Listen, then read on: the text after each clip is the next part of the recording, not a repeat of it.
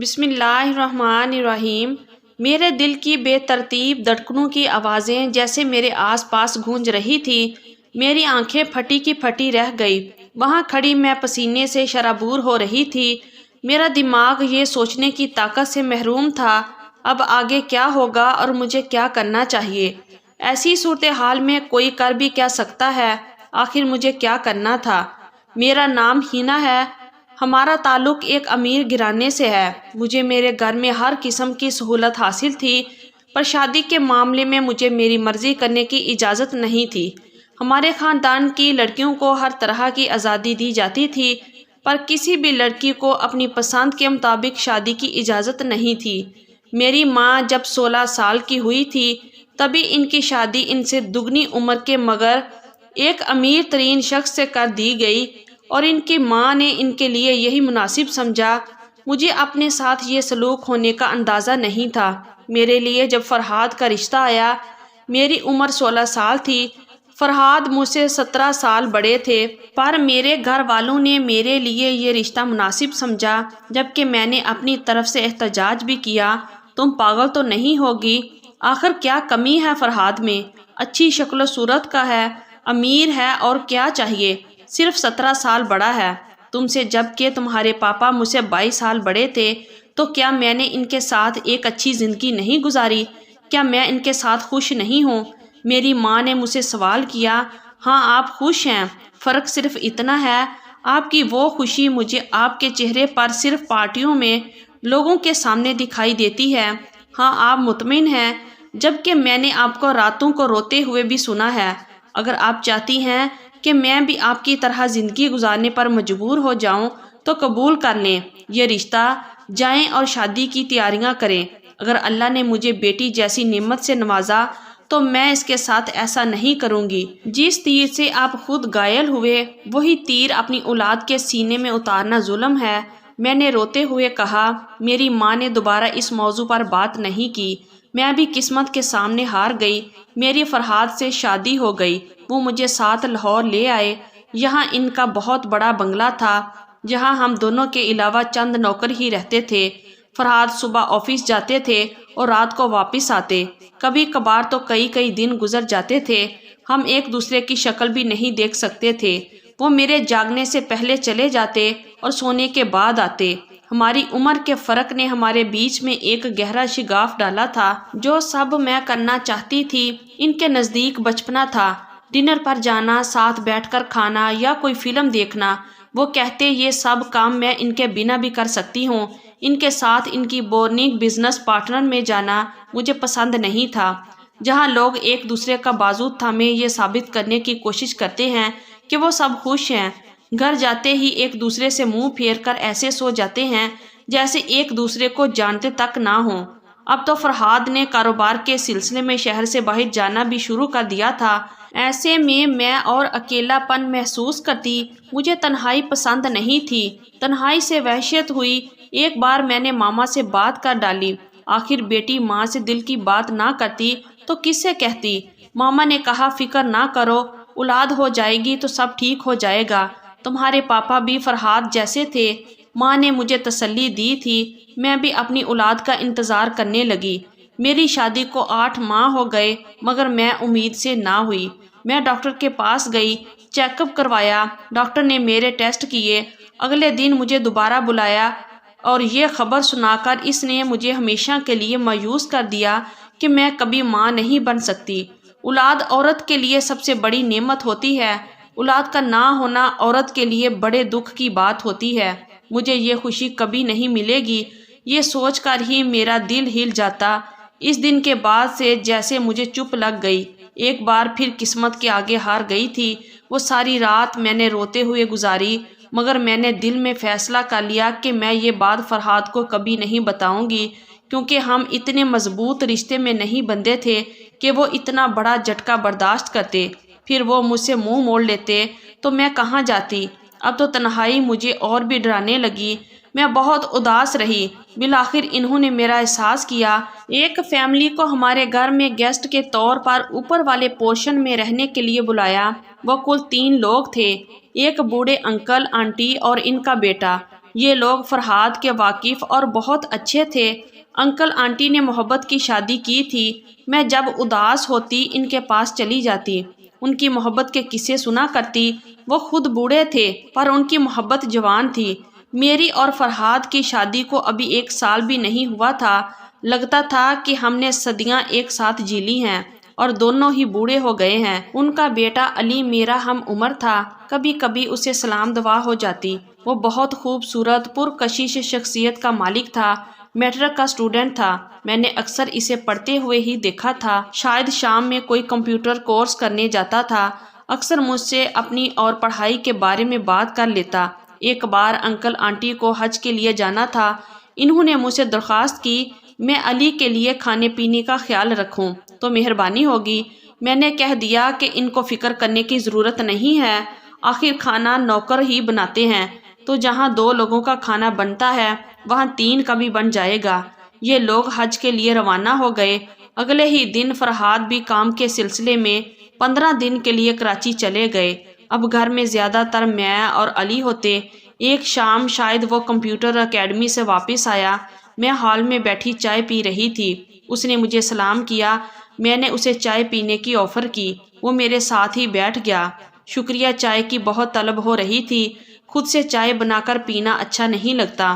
میں نے کہا بتا دیا کریں، میں آپ کے لیے چائے بھجوا دوں گی۔ کہنے لگا دراصل مجھے اکیلے بیٹھ کر چائے پینے سے کفت ہوتی ہے۔ مجھے امید نہیں کہ آپ یہ کہیں کہ میں آپ کے ساتھ بیٹھ کر پی لیا کروں۔ علی نے خود ہی اپنی بات کی اور ہنسنے لگا، مگر میں خاموش ہی رہی۔ کہنے لگا آپ میرے ساتھ بیٹھ کر چائے پی لیا کریں، مجھے ویسے بھی الجھن ہوتی ہے۔ کہتے ہیں کہ 2 ایک جیسے لوگ بہت جلد ایک دوسرے کے دوست بن جاتے ہیں۔ کچھ دن میں نے یہ جان لیا کہ علی بالکل میرے جیسا ہے، شاید اس لیے کہ ہماری عمر ایک جتنی تھی۔ وہ بہت ہی ہنس مکھ قسم کا انسان تھا۔ بات بات پر مذاق کرنا اسے خوب آتا ہے۔ ہمارے شوق سب ملتا تھا۔ روز چائے کے ٹیبل پر ہم خوب باتیں کرتے۔ ہم نے اس موضوع پر بھی بات کی کہ میری شادی ماں باپ کی مرضی سے ہوئی۔ فرحاد مجھ سے مختلف انسان ہے۔ کہنے لگا میں تو آپ کو دیکھتے ہی سمجھ گیا تھا کہ آپ ان کے ساتھ خوش نہیں ہیں۔ معاف کیجیے گا، وہ مجھ سے آپ کا تعارف نہیں کرواتے تو میں یہی سمجھا تھا کہ آپ تو ان کی بہن یا بیٹی ہیں۔ یہ بات کر کے علی بے ساختہ ہنس پڑا۔ جب اس نے دیکھا کہ میں سنجیدہ ہوں تو فوراً اپنی مسکراہٹ پر قابو پانے لگا۔ کہنے لگا یہ آپ کا ذاتی معاملہ ہے، مجھے صرف اتنا پتہ ہے کہ یہ زندگی غلط فیصلوں کی نظر کرنے کے لیے بہت چھوٹی ہے، پھر اپنی پسند سے شادی کرنا کوئی گناہ نہیں۔ میں تو حیران ہوتا ہوں کہ لوگ ایسے کیوں جینا پسند کرتے ہیں جس انسان کو وہ پسند ہی نہیں کرتے، خود کو کیوں اس کے حوالے کر دیتے ہیں۔ میں ماں باپ کو دیکھتا ہوں، دونوں ایک ساتھ کتنے خوش ہیں۔ اگر آج سے 25 سال پہلے اپنے دل کی نہ سنی ہوتی تو آج ساتھ نہ ہوتے، نہ ہی خوش ہوتے، پر خوش ہے نا کیونکہ انہوں نے سٹینڈ لیا۔ جو لوگ ایسا نہیں کرتے شاید بزدل ہوتے ہیں، اتنے بزدل کہ اپنے لیے لڑنا بھی نہیں چاہتے ہیں۔ علی تو چلا گیا مگر اس کی باتیں رات بھر میرے دماغ میں گھومتی رہی۔ وہ اتنی بڑی گہری بات کر گیا تھا کہ میں حیران تھی۔ اگلے دن میں نے ایک فیصلہ کر لیا۔ میں نے سوچا کہ میں علی کی طرف پیش قدمی کروں۔ اگر اس نے میرا ہاتھ جھٹک دیا تو میں اپنی زندگی اور حالات کو قبول کر لوں گی۔ اگر اس نے بھی جواباً میری طرف پیش قدمی کی تو میں اپنے لیے یہ قدم اٹھاؤں گی کیونکہ میں بزدل نہیں ہوں۔ ہم دونوں روز کی طرح بیٹھ کے چائے پی رہے تھے۔ آج میں علی سے قدرے قریب ہی صوفے پر بیٹھی تھی جبکہ میں اس کے ساتھ نہیں بیٹھا کرتی تھی۔ اس نے بھی یہ بات نوٹ نہیں کی کیونکہ شاید اس کے دل میں وہ جذبات نہیں تھے جو میرے دل میں تھے۔ مجھے اپنے کیے پر شرمندگی ہوئی۔ ایک دن چائے پیتے ہوئے میں نے اسے چینی دان تھمایا، میرا ہاتھ اس کے ہاتھ پر لگ گیا۔ اس نے اس بار بھی مجھے نوٹ نہیں کیا جبکہ میں اسے جان بوجھ کر اپنی طرف راغب کر رہی تھی۔ ایک دن میں بڑے عجیب سے احساس کے زیر اثر تھی۔ میں ساتھ بیٹھ کے چائے پی رہی تھی کہ اچانک بات کرتے ہوئے میں نے علی کے ہاتھ پر ہاتھ رکھا۔ اگلے ہی لمحے وہ مجھ سے اٹھ کر دور ہو گیا۔ یہ کیا کر رہی ہیں آپ مسز فرحاد؟ پچھلے چند دنوں سے آپ کیا کرنے کی کوشش کر رہی ہیں؟ آپ ہوش میں تو ہیں؟ آپ نے مجھے کس قسم کا انسان سمجھ لیا؟ آپ کو پتہ ہے کہ آپ کیا کر رہی ہیں؟ میں تو شرم سے پانی پانی ہو گئی۔ میں نے سر جھکا لیا۔ پھر اچانک مجھے علی کے ہنسنے کی آواز آئی۔ میں نے سر اٹھا کر اسے دیکھا۔ میں بہت حیران ہوئی۔ اس نے میری طرف ہاتھ بڑھایا، کہنے لگا، مجھے لگا تھا تم کبھی میری طرف نہیں بڑھو گی۔ وہ اتنی محبت سے بولا کہ میری آنکھوں سے خوشی کے آنسو چھلک پڑے۔ کہتے ہیں نا، محبت اندھی ہوتی ہے، پر گناہ نہ صرف اندھا ہے بلکہ بہرا بھی ہوتا ہے۔ اسے نہ سنائی دیتا ہے نہ دکھائی دیتا ہے۔ ہمارے ساتھ بھی یہی ہو رہا تھا۔ ہم اپنے علاوہ ساری دنیا کو بھول چکے تھے۔ رات ہوتے ہی نوکروں سے نظر بچا کر میں علی کے کمرے میں چلی جاتی۔ ہم باتیں کرتے اور چپ کر کے گھر سے نکل جاتے۔ مجھے فرحاد کی کوئی فکر نہیں تھی۔ آخر انہوں نے آج تک مجھے دیا ہی کیا تھا؟ ہم دونوں ایک دوسرے سے اپنی محبت کا اظہار کر کے ایک دوسرے کے ہو گئے۔ میں نے فیصلہ کر لیا کہ مجھے علی کے ساتھ ہی رہنا ہے۔ میں نے بہت جلد فرحاد کو اس بارے میں بتانا تھا۔ علی کو بھی بتایا کہ مجھے اپنی مرضی سے جینے کا حق ہے۔ تم میری محبت ہو، بس تمہیں میرا ساتھ دینا ہوگا۔ علی نے کہا، میں ہمیشہ تمہارے ساتھ ہوں۔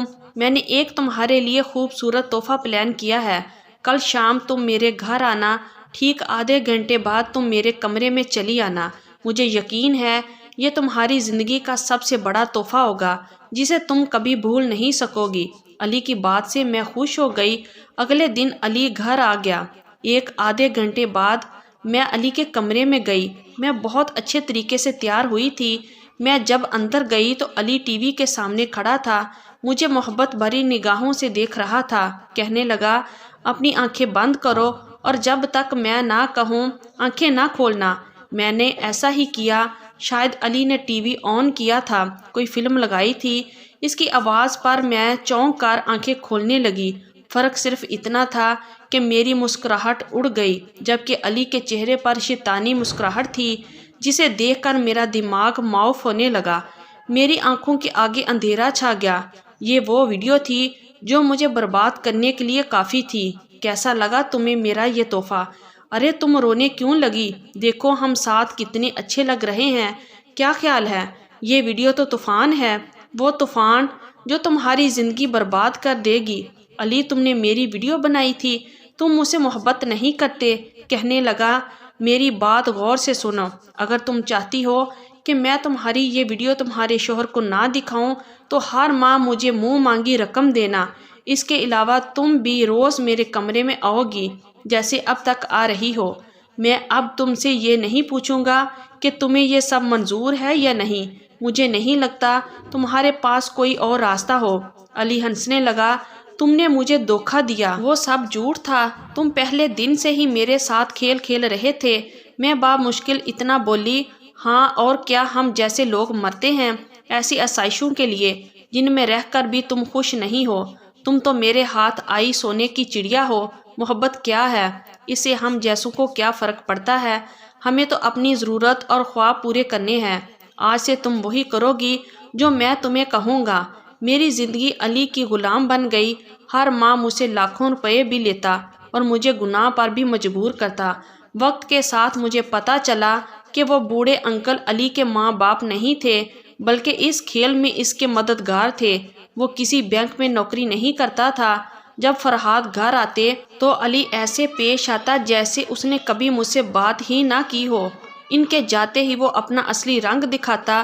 یوں ہی 6 ماہ گزر گئے۔ مجھے اپنے وجود سے نفرت ہو گئی۔ اسے بہتر تو میری پہلے والی زندگی تھی۔ میں خود سے نظریں ملانے کے قابل بھی نہیں رہی۔ کیا یہ سب یوں ہی چلتا رہنا تھا؟ کون تھا جس نے یہ سب روکنا تھا؟ کبھی سوچتی کہ اپنی جان دے دوں، کبھی سوچتی کہ فرحاد کو سب کچھ بتا دوں۔ ایک بار اپنی ماں کو سب کچھ بتانے کا سوچا اور میری ہمت نہ ہوئی۔ بالآخر میں نے اپنے شوہر کو سب کچھ بتا دیا۔ میں نے کہا، مجھے معاف کر دیں، میں بہک گئی تھی۔ میرے نفس نے مجھے اپنا غلام بنا لیا تھا۔ مجھے صرف محبت چاہیے تھی، توجہ چاہیے تھی، آپ کا وقت چاہیے تھا جو کبھی نہیں ملا۔ میں نے آپ سے ایک اور جھوٹ بھی بولا کہ میں کبھی ماں نہیں بن سکتی۔ یہ بات آپ سے اس لیے چھپائی کیونکہ مجھے لگا آپ کو اس بات سے بھی کوئی فرق نہیں پڑے گا۔ آپ مجھے جو چاہیں سزا دیں، مجھے قبول ہے۔ آپ مجھے جان سے بھی مار دیں تو کوئی غم نہیں ہوگا۔ میں نے پھوٹ پھوٹ کر روتے ہوئے اپنے جرم کا اعتراف کر لیا۔ اس دن میں نے خود کو بہت چھوٹا محسوس کیا۔ میں فرحاد سے نظریں نہیں ملا پا رہی تھی۔ وہ اٹھے اور میری طرف بڑھے۔ میں بہت گھبرا گئی، خوف سے کانپ رہی تھی۔ فرحاد سے نظریں نہیں ملا پا رہی تھی۔ کہنے لگے اب تم اس آدمی کے پاس نہیں جاؤ گی، نہ ہی اسے بات کرو گی، میں سب سنبھال لوں گا، مگر یہ مت سمجھنا کہ میں نے تمہیں معاف کر دیا، تمہارا فیصلہ میں بعد میں کروں گا اور تمہیں وہ فیصلہ ماننا پڑے گا۔ فرحاد نے اس کے علاوہ کچھ نہیں کہا۔ اگلے دن فرحاد رات کو گھر نہیں آئے۔ علی نے مجھے کال کر کے بلانا چاہا، مگر میں کال نہیں اٹھا رہی تھی۔ وہ بار بار مجھے کال کرتا رہا۔ بالآخر غصے میں میرے کمرے تک آ گیا، مجھے زبردستی اپنے ساتھ لے جانے لگا کہ اچانک وہاں پولیس آ گئی۔ اسے رنگے ہاتھوں پکڑ لیا۔ فرحاد نے پولیس کو بتایا کہ اس شخص نے میری بیوی کی عزت پر ہاتھ ڈالنے کی کوشش کی ہے۔ علی پولیس کو مطلوب تھا۔ وہ پہلے بھی کئی ایسی لڑکیوں کو بیوقوف بنا کر لوٹ چکا تھا۔ پولیس نے علی اور اس کی نقلی فیملی کو بھی پکڑ لیا۔ SHO فرحاد کا واقف کار تھا۔ اس نے علی سے میری ویڈیو لے کر طلب کر دی اور یقین دلایا کہ اس کی اور کوئی کاپی نہیں ہے۔ فرحاد نے مجھ سے بات چیت بند رکھی۔ ایک دن انہوں نے میرا سامان پیک کر دیا، مجھے میرے گھر چھوڑنے کے لیے لے جانے لگے۔ میرے پاس بھی یہ حق کہاں تھا کہ میں ان سے معافی مانگتی؟ وہ مجھے کیوں کر معاف کرتے؟ میں سر جھکائے بیٹھی تھی۔ تم سے بہت بڑی غلطی ہوئی۔ غلطی نہیں، گناہ کیا ہے تم نے، پر اس میں میری غلطی بھی تھی کہ میں نے تم پر توجہ نہیں دی۔ تمہارے پاس 6 ماہ کا وقت ہے، تم اپنی ماں کے گھر رہو۔ ان سے میں کہہ دوں گا کہ میں ملک سے باہر جا رہا ہوں، اس لیے تمہیں وہاں چھوڑ رہا ہوں۔ تم سوچ لو تمہیں کیا کرنا ہے۔ اگر میرے ساتھ رہنا ہے تو سب بھول کر آ جانا، اگر نہیں تو بتا دینا، طلاق نامہ مل جائے گا۔ فرحاد نے سامنے دیکھتے ہوئے کہا۔ میں نے کہا میں اس قابل نہیں ہوں۔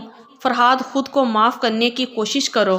جب تک تم خود کو معاف نہیں کرو گی کوئی معاف نہیں کرے گا۔ میرے پاس تمہیں دینے کے لیے یہ آخری موقع ہے۔ فرحاد مجھے اپنی ماں کے گھر چھوڑ کر خود وہاں سے چلے گئے۔ 6 ماہ بعد میں اپنے گھر چلی آئی۔ تب سے آج فرحاد نے کبھی اس کا ذکر تک نہیں کیا۔ میں نے فرحاد کو کتنا غلط سمجھا، پر وہ کتنے اچھے انسان تھے۔ نفس کے راستوں پر صرف بربادی ہی آپ کی منتظر ہے۔ پاک رشتے جیسے بھی ہوں وہ آپ کے لیے ٹھیک ہوتے ہیں۔ آج میں اپنے شوہر کے ساتھ بہت خوش ہوں۔ آپ کو اگر یہ کہانی اچھی لگی ہے تو پلیز اس ویڈیو کو لائک کیجئے اور ہمارے چینل کو بھی سبسکرائب کیجئے اور کمنٹ باکس میں اپنی رائے کا اظہار ضرور کیجئے۔ شکریہ۔ اللہ حافظ۔